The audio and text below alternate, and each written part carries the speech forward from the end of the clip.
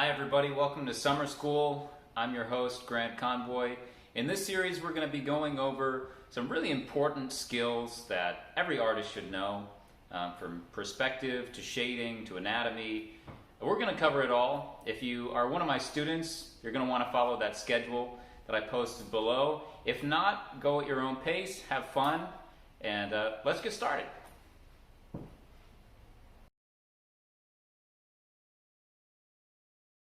Hey Art 1, today you're going to be learning a very exciting technique. That is the technique of shading. If you didn't have any light, you wouldn't be able to see, so art would be pointless. So that's why shading is really important. Without shading, you can't create an object that looks like it's physically in a space. So that's why shading is really important. That's why I'm going to teach it to you the very first lesson. So Art 1 students, grab your 4B pencils. Let's get started.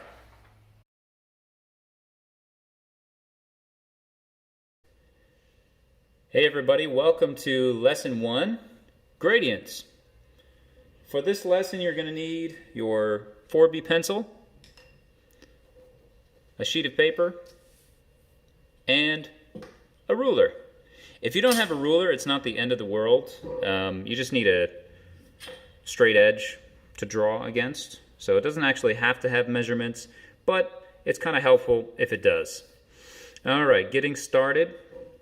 You're going to take your sheet of paper and you're going to draw a long rectangle. So I'm going to measure it out at 10 inches lengthwise.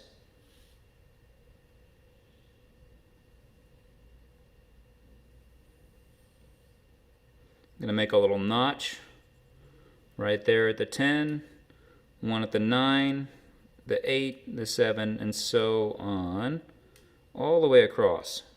So 1 inch across for each of these. Okay? So you should have a line that looks like that. Next, I'm going to draw 1 inch down from there. And again, if you don't have a ruler, don't freak out. You can just use the side of a book. You can use a piece of cardboard if it's straight. One of those paint stirrers from Home Depot. Really anything that has a straight edge. And then I'm going to measure out 1 inch by 1 inch. And again, if you don't have a ruler, just make a mark on your stick and then use that same mark each time. For example, let's say that this was my stick. I would make a mark here and then just use the same mark all the way down to finish the box. Alright, I'm just going to draw a cap at the end there, and then I'm going to draw lines across from each of these points.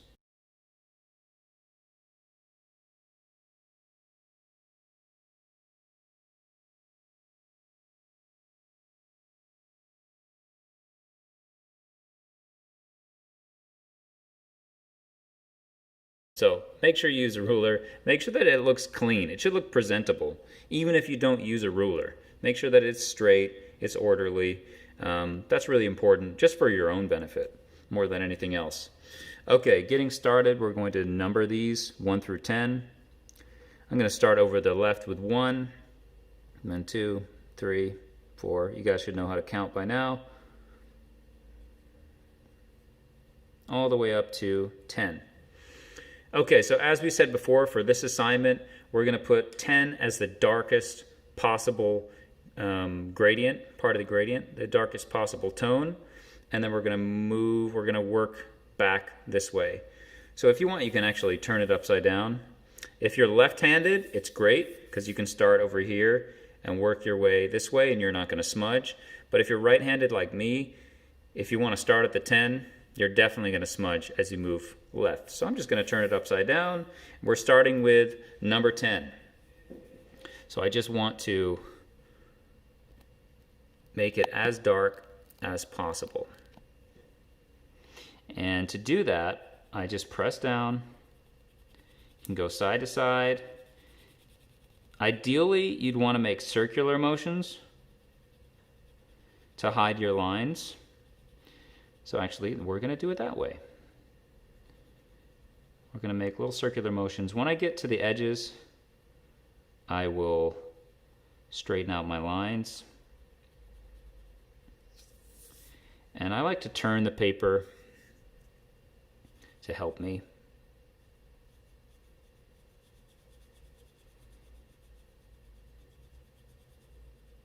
This would make a great ASMR video if you guys can hear this pencil.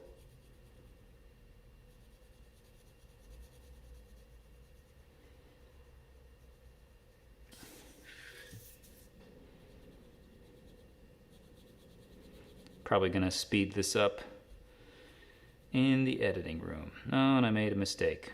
That's okay. Okay, so that is as dark as you can make this pencil. Fill in any blank spots. That's really as dark as it can go. And if you bring the square closer to your eye, you can see that there's a little bit of sheen to it. So pencils actually are not made using lead. They're filled with what's called graphite. And graphite has that kind of silvery sheen to it. So sometimes I'm going to say for you to make a graphite drawing. When I say graphite, I just mean pencil. Okay, so moving on to the next square, we want it to be almost as dark, but a little bit less dark. So I'm going to start filling it in. And just for time's sake, I'm going to go back and forth. And you want it to look almost identical to the 10 square, but just a little bit lighter.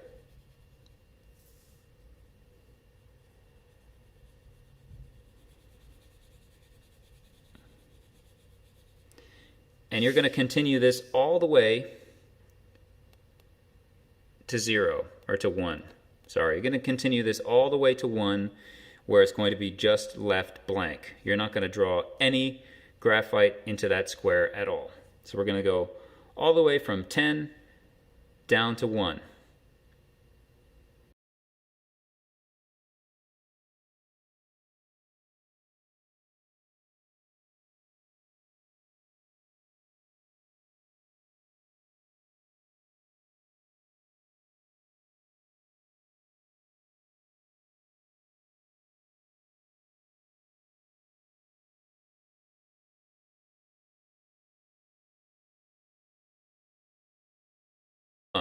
Pause for a second.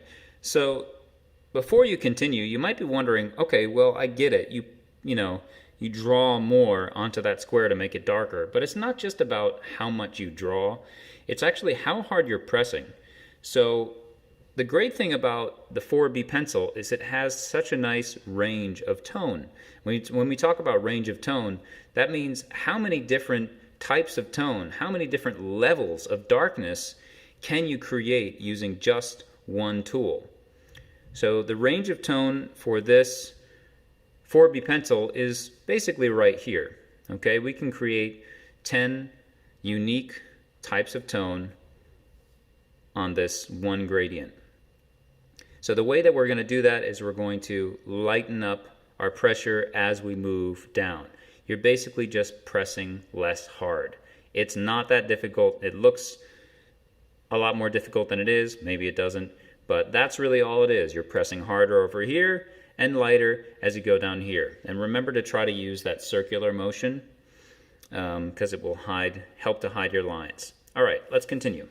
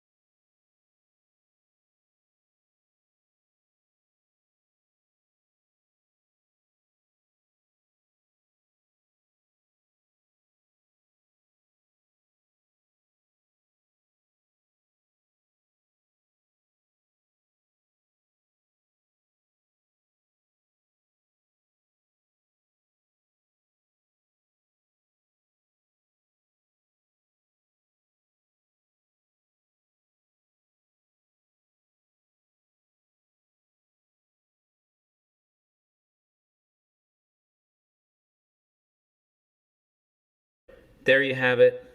There's more or less what I'm looking for. You know, mine's not perfect. You can kind of see some lines in there. If this were a student's work, I might go in and I would say, okay, try to hide those lines a little bit more. Move your pencil in a circular motion.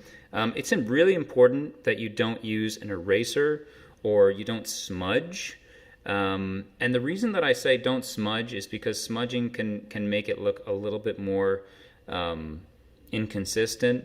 You know, it's better if you can just practice your control rather than trying to fix things later. So go ahead, try this on your own. I hope it works out for you. Remember, 4B pencils or higher. You can go 5B, 6B, 7B. But this is your first assignment.